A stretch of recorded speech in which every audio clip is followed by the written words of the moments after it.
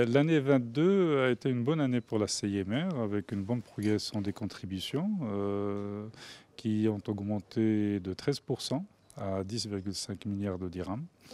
Cette année également a confirmé encore une fois la pérennité du régime, comme l'ont prouvé les études actuarielles que nous avons réalisées et qui ont été certifiées par des actuaires indépendants internationaux. L'année a dégagé également un excédent d'exploitation de plus de 4 milliards de dirhams qui est allé alimenter notre réserve de prévoyance qui aujourd'hui est de 77 milliards. Le régime continue à connaître beaucoup de succès auprès des entreprises. Nous avons enregistré de nouvelles adhésions, plus de 500. Le régime individuel de la retraite individuelle aussi connaît beaucoup de succès, avec une augmentation des adhérents de 40% cette année. Nous avons, depuis le lancement du régime en 2017, nous enregistrons aujourd'hui plus de 20 000 adhérents. Et puis, sur le plan des prestations, le régime a servi 6 milliards 275 millions de dirhams en 2022 à plus de 200 000 bénéficiaires.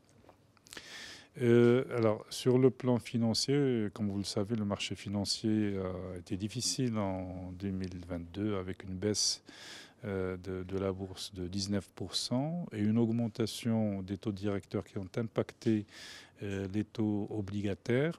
Alors ceci a un impact négatif sur les portefeuilles obligataires parce que quand les taux augmentent, la valeur des portefeuilles diminue.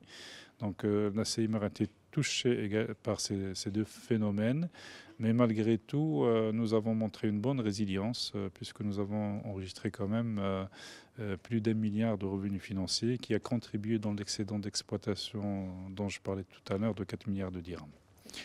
Pour 2023, les perspectives sont bonnes. Je pense que le régime continuera à recruter de nouveaux adhérents, aussi bien dans l'entreprise qu'auprès des particuliers pour la retraite individuelle. Je suis assez optimiste sur le marché financier. Je pense qu'il connaîtra un redressement en 2023. Et puis nous avons des projets de développement, notamment en termes de refonte de notre système d'information.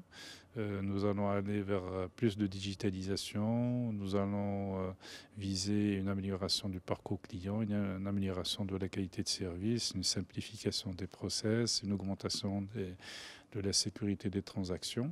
La réforme, comme vous le savez, le dossier est sur la table du gouvernement, il y a des travaux qui sont en cours.